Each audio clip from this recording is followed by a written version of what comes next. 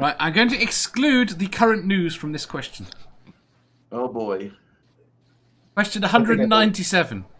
What gets too much attention in the news? I can tell you what doesn't get enough attention. Let's hear it. The flat Earth. The answer to that. It's too much. Sorry. The wrong thing. The wrong thing. You know what does? Celebrities. Why do we care what celebrities are doing? I don't. I don't care the restaurants they're going to or the awards they're going. I don't give a fuck. Actually, I would add to that sports. Why the fuck are the sports on the news? I'm going to go with something super obvious real quick, and a celebrity relation. Yeah. Yeah. Oh, okay. Yeah. Definitely. DeRosa says bullshit gets too much attention. Santi says watch GRSM. It is gender, romantic, and sexual minorities. Oh, yeah. It's clarified in the previous question. New, or how new is it, hon? Oh, it's like a decade old, but it's only been come into popular usage in the last few years. Oh, okay. So it's been around a lot longer than I thought it was. Yeah. Okay. Anything else? Sorry, I completely lost my train of thought. What do you think gets too much? What were we talking about? Oh, attention in the news? Sorry. We've got celebrities. We've got sport. We've got relationships.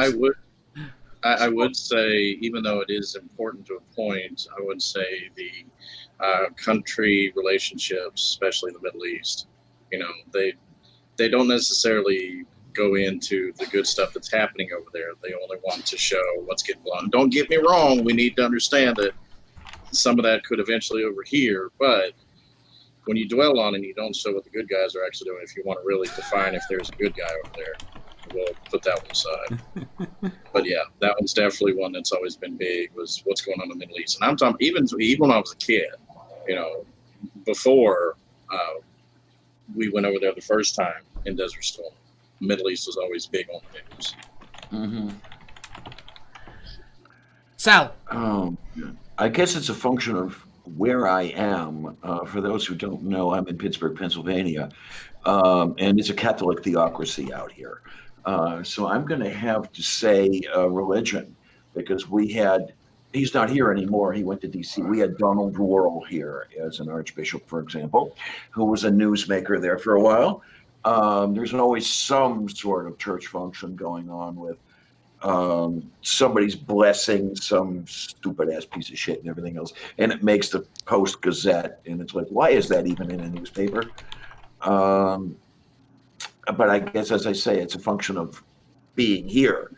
What am I doing here? I remember. I can't afford to leave. I remember to feel that one. I was going to say, a lot of people, I don't think, no one seems to be happy in the state they're in. No. It's really strange that I want to move to Arizona or Australia, one of them. Not Montana to raise up a crop of dental floss? No? No. It's really amazing. I never thought this would ever happen, but I have lived half my life, or more than half my life, here in Pittsburgh. I grew up in Cleveland, so I don't know whether that was a step up or a step down, to tell you the absolute truth. But yeah, I never thought that I would be, spending essentially my entire life in a couple of honky towns. But what are you gonna do? I never saw myself in California, like, to stay the way I did, but here I am. I'm from New York, and I've been here. No 2 years. kidding. I could not fucking tell. Yeah, you wouldn't be able to tell. But, this is really interesting. I almost would insult him and say, I thought you were from Boston, and that's going to start a fight. No, I'm not an asshole. Sorry, I'm not an asshole. No, Jersey. If I'd said you were that's even worse. That's just insulting. That's what I'm saying. If I said Jersey, I'd rather be an asshole. Talking true, people from Massachusetts are massholes. We were not fond of them, but my family's from there, so. Or fuck my family. I'd rather be a masshole than crazy. Jerosa says, I lived half my life locked inside because it's cold as shit in Nebraska. Oh, man, I can imagine, yeah.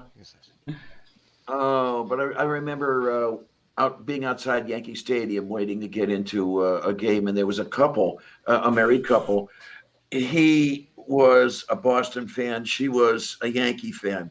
Don't even ask me how the hell they stayed together. Yeah, that's hard. I remember couples like that. That would be I Auburn. met New Yorkers who hated the Yankees. Like, how? What's wrong with you, dude? Like, we're in a bar, and you're the only asshole wearing a Boston cap.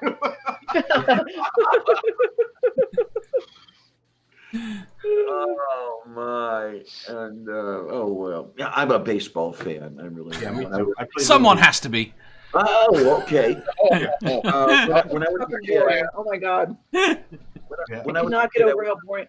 Like when I was a teenager, I used to spend the summers with my brother, and we would go around. He loved the White Sox, so we would go up to Chicago, or we'd go to Kansas City when they would play. Fuck me, those things are long and nothing happens. Like it's just, I'm sorry, it's so fucking boring. So Dave, are you a cricket fan or a real football fan? I cannot stand sport in any way, shape, or form. Okay. Good for you, Dave. I know I liked you for a reason. I got hockey. That's it. I live where I live. Okay, I live at what is basically a meeting point of 2 Premier League football teams. I spent my entire life being accused of supporting whatever team that person doesn't support. That's like here with college American football. If you don't subscribe to one of them, you're obviously a heathen. That's it.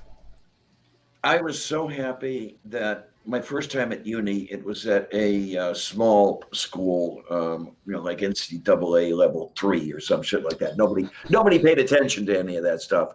And then when I went back the second time around, I went to University of Pittsburgh, but I was 35, and I was too serious about studying to care about any of the sports. So that really served me well. Don't get me wrong. I don't begrudge anyone that plays sports. I enjoy playing some sports, but as an industry, as a spectator thing, I think they should all go in the bin. Yeah. Now, when I was a kid, I wanted to pitch in the worst way, and unfortunately, I did. So that just didn't get me anywhere. Yeah.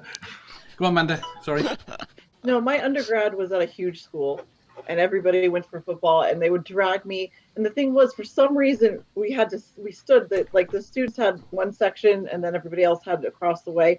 And we would fucking stand the whole time. And I hate football, and I hate fucking standing for 3 hours at a time. And I hated it. So, but yeah, it was a big school. Right, back to the question. Sal, what gets too much attention? Sal, what gets too much attention in the news? Hollywood definitely gets way too much attention. Living on both East Coast and West Coast in the United States, there's too much emphasis on Hollywood and not enough on, I don't know, just shit that should be said, not make believe. I've got to say, how many of you are old enough to have start the 24-hour news cycle? Oh, yeah, I remember 15-minute news programs. Yeah. Well, they didn't have to fill 24 hours a day. Yeah. Right. I remember, you had to wait for the radio newscast to come on. I know what that is. Or you'd be watching a local channel and it'd be like, here's your 15-minute local news. Right. Yeah, and Huntley Brinkley report, for Christ's sake. I mean, I'm ancient, okay? You're not that ancient. I'm up there with you guys. Paul said, bloody Donald Trump. Is this the problem? Paul says, Donald bloody Trump. The problem is, as much as I wish I didn't have to hear more about him, I fear if we weren't hearing about him right now. Yes. Yeah. He's like a toddler. I think we got to keep a spotlight shown that direction. He's like a toddler. When you have a toddler, if you ever had any kids, the younger they are and the quieter they are, the more you need to worry because they're one of the best memories from my daughter's being young is we're in the computer room and she's in her bedroom and she ever so slowly comes in, walks into the room and says, "Don't worry about the dog," and leaves.